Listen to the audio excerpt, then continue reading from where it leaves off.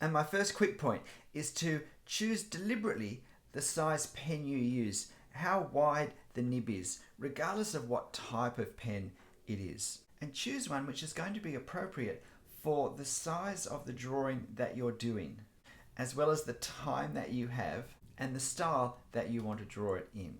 Because the weight of our line can certainly change the overall effect of our drawing.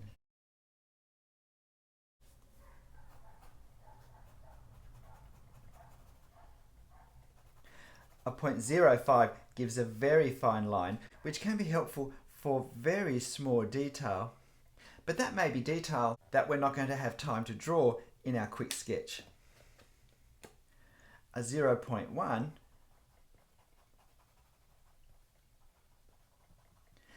lets us make a more emphatic mark on our paper. A 0.2, even more so. We're starting to get quite a good clear definition of line that can be easily seen. A 0.3 is the one that I consider a good all-purpose size. This is the one I tend to use unless I have reason to use a lighter or darker one. The next one I'm likely to use most often though is a 0.5, which I often use for things that are more in the foreground, that are closer to us than the 0.3 line drawn elements of a drawing. It helps give the sense of something being a bit closer. And then I have my 1.0, which I bought by mistake, thinking it was a 0.1. And I don't think I've ever used it myself, but it may be just the thing to suit the effect you're after. Don't just pick up a pen, deliberately choose the pen that produces the sort of line size that gives you scope for the certain effects and the amount of detail that you want to draw. My second point is still to do with line. And that's to study the sorts of lines you can draw with the one pen. If we're drawing a quick sketch, we're not really going to be wanting to make lots of swaps from this pen to that pen to this pen. And exactly what sort of lines we want to make does depend a bit on our drawing style. But it's good to know what our pen can do when we use it in different ways. So if I do a nice, steady, slow line, I'm going to get the darkest, widest effect, because the relatively slow drawing gives the ink plenty of time to flow into the paper. If I draw the same line quickly and press in a bit more lightly, then the line is going to be thinner and lighter. Now, depending on whether the nib is a compressed fiber nib or is a ballpoint nib, this next point can change, but if you hold your pen lightly and at a bit of an angle so that the tip isn't making as good contact with the paper as in the other two examples, what sort of line can we get? And I like to think of this line as my first attempt line, my roughing out line, my line where I'm trying to work out the lines that then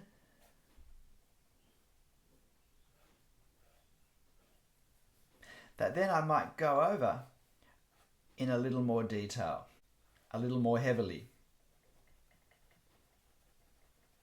So knowing the capacity of your pen to do a nice light line, which when we draw directly in ink with no pencil that we can erase afterwards, is a really great option to have just to help position places on our page. We're not losing time swapping back and forth with pens.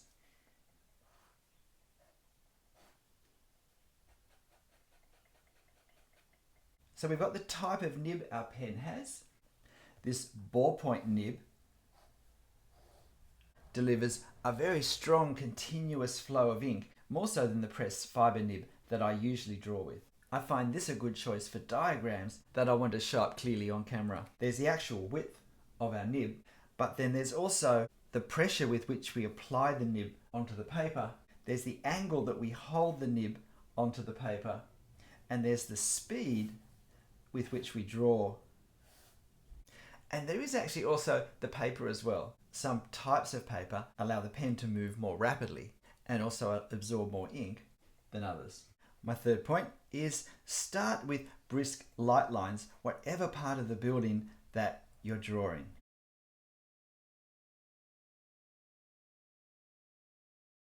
These can then be defined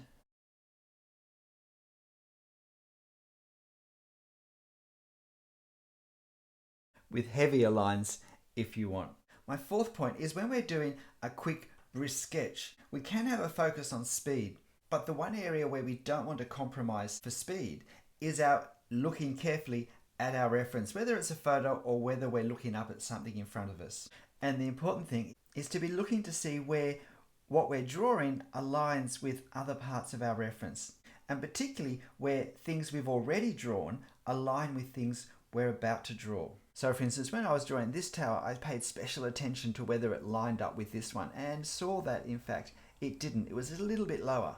I looked to see where this finial ornament on the front gate lined up with the various architectural elements on the building behind it and used that to help position. When I drew this lamp in, I aligned it with its position in relation to the windows on the tower behind it. So by keeping alignments in place with things we've already drawn, we can help to keep the proportions and the scale correct across our whole drawing.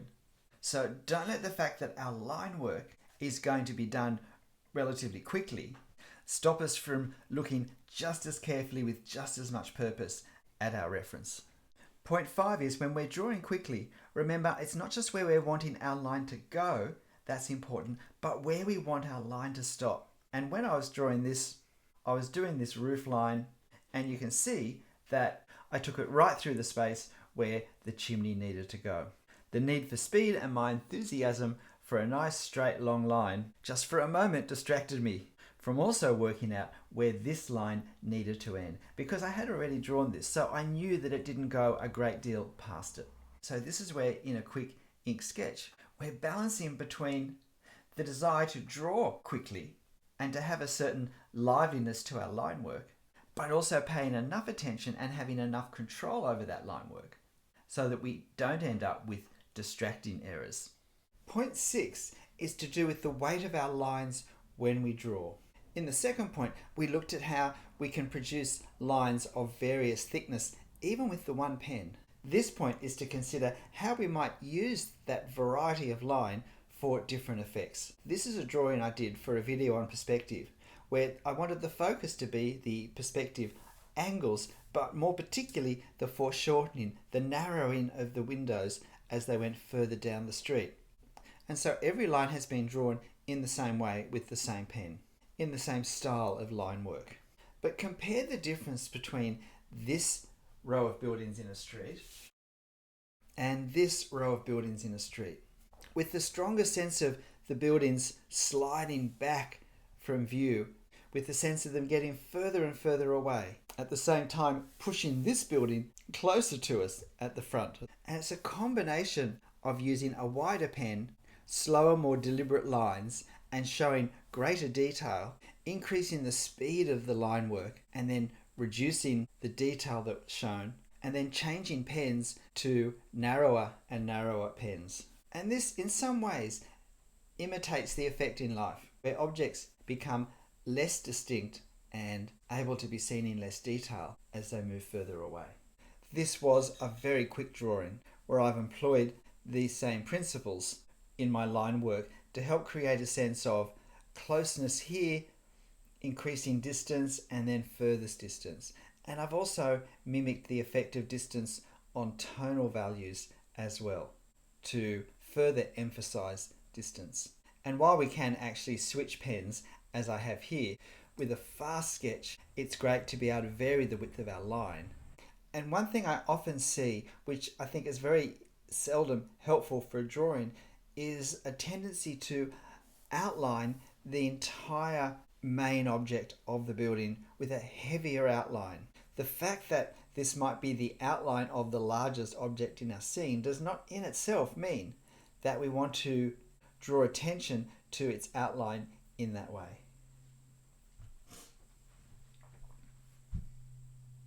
A seventh point is when we're roughing out a building quickly. On three sides, it's often very helpful to create a long straight line, and there are often many long straight lines.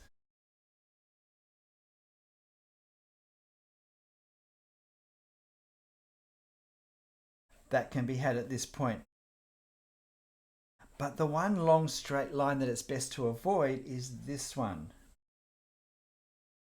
And whether it's straight or whether it's at an angle, the reason why it's best not to do this line in the same way we do all the others is that very seldom is it helpful for our drawing to have a solid, thick, heavy line along the bottom in the way that it might often be for the corners of our walls or our roof lines. Because where our buildings meet the ground is not usually a nice, clean, hard line, except in perspective diagrams.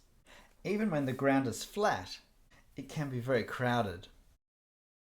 Or the architecture of the building itself may produce bays that come in and out in a way that adds significant visual interest to the building and creates a lot of the sense of its architecture that we lose with a straight line which then we can't do anything with. And of course, buildings often don't end on level ground. And so learning to hang loose a bit with our line work towards the lower part of the building, and this was a particularly quick drawing, is a very helpful thing to do to help us keep accuracy. And particularly in streetscapes, we often have people or street furniture that interrupts this contact of the buildings to the grounds. And if we're looking at a row of shops, then there's usually a great number of indents in and out of the base of the wall as various framing elements, buttresses and decorative parts of the building, let alone doorways and windows, interrupt the ground level. And even where we have a straight line that we could draw, it's often good to, at ground level, make it a more varied, jagged, dotted, dashed line, which reflects the fact that the ground may be an uneven surface, or there could be lots of little bits of pebbles or grit or sand or whatever just blown up against it, which stops the line looking like a nice, smooth, crisp line. In the same way, this one is.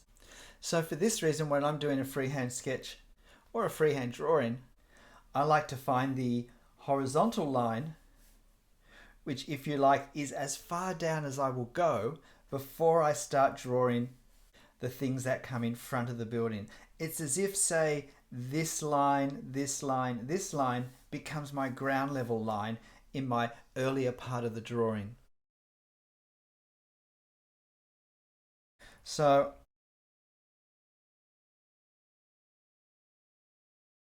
I usually draw this line where the building hits the ground with this sort of effect.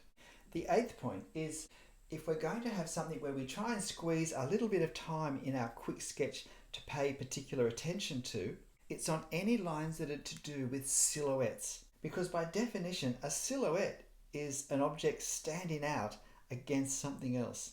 And this is particularly true when parts of a building stand out against the sky, where there's possibly no line work at all behind it. So here we have a row of sculptures.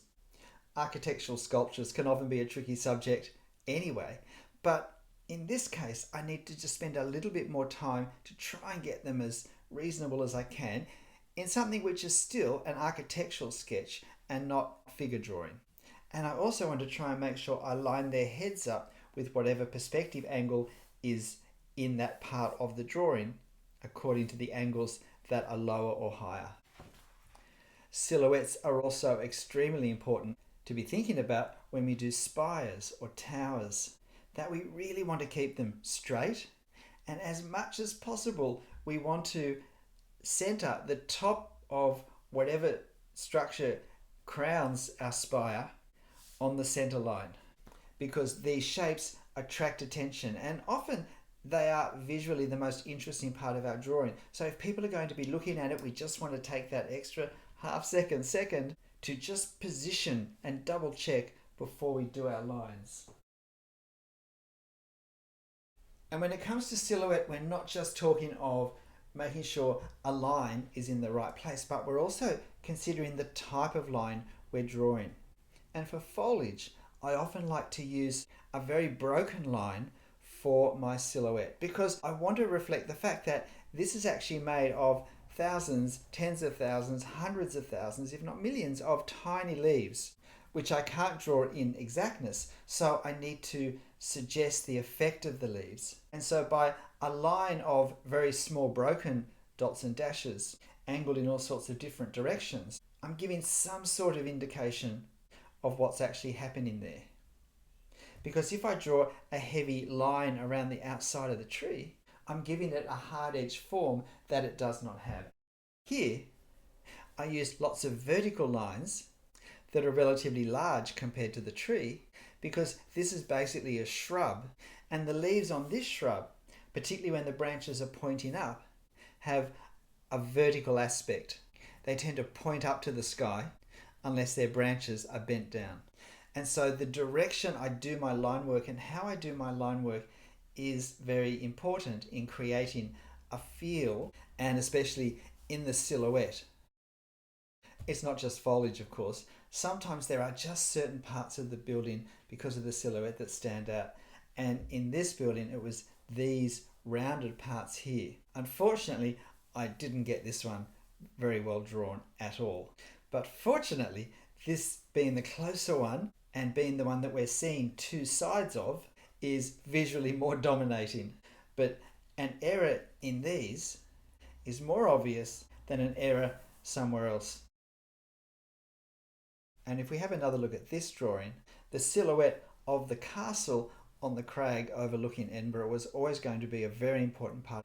And although this was a fast drawing, I was very focused on doing these lines in the lightest possible way, but still capturing the various silhouetted shapes that broke the straight line of the roof. And I paid extra attention to getting the scale correct. This point is to do with capturing the effect of stonework or brickwork. Sometimes it's best to try and capture as much detail as possible, but more often, and particularly in a quick drawing, a lighter touch is needed. And even within the one drawing, we can adopt a different type of line work for closer walls versus further ones versus further ones again. Sometimes we can help to emphasize the effect of stones by using hatching of individual stones as well. But another important thing, even in a quick sketch, is if we have various types of stone walls to try and capture that difference between, say, this retaining stone wall and the stonework of the buildings. And again, a good rule of thumb is usually a little more detail, suggesting the closest examples of this stonework, which then can become more loose and less as they move further away. And with brickwork, it can be quite suggestive in very light lines because we don't want this lattice work of a massive brick outlines overwhelm the overall shape of our building. We still want the lovely, charming form of this little structure to come out. In a really quick sketch, tone can be a helpful way to emphasize some stonework and create some sense of detail in a smaller part very quickly, both as fill to our line work, but also to suggest stones further away without any line work at all. And even with a castle-like structure with heavy, larger stone blocks, we still want the overall form of the building to be the main thing. So a light, brisk, suggestive style is really helpful in a quick sketch. And I've saved the most important point till last. Not so much as a reward for those of you who've persevered to this point, but more because I was afraid that you'd all switch off if I made it first. But that's the perspective. No matter how quickly we're doing a drawing, we need to make sure that the perspective in it is as accurate as we can make for the time we have. Nothing cries out, there's something not quite right here, as much as wonky perspective. So where we have parallel lines on the horizontal in our architecture, we need to make sure that as we go above eye level, that the angle of these increases. Whether there's just a few lines, whether there's more of them, whether it's a more subtle effect,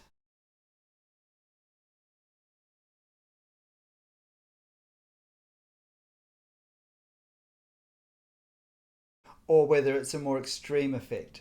Having accurate perspective lines, at least in the most visually important lines, is really important if we don't want them to become the sudden and immediate focus of concern when someone looks at our drawing. So when we do a fast drawing, how fast should it be? If it's just a warm-up exercise, we can do any length of time we like. No one's going to see it but us, and it's just helping us to get our brain into gear. But if in our 10, 15, 20 minutes, we're wanting to create a drawing that really is a finished piece in some way, we should probably only go as fast as we can juggle these 10 factors in ink drawing. There is something very exhilarating in drawing directly in ink, where every line we put will still be there at the end of the drawing. There is a great freedom in just going for it. G'day, I'm Stephen Travers.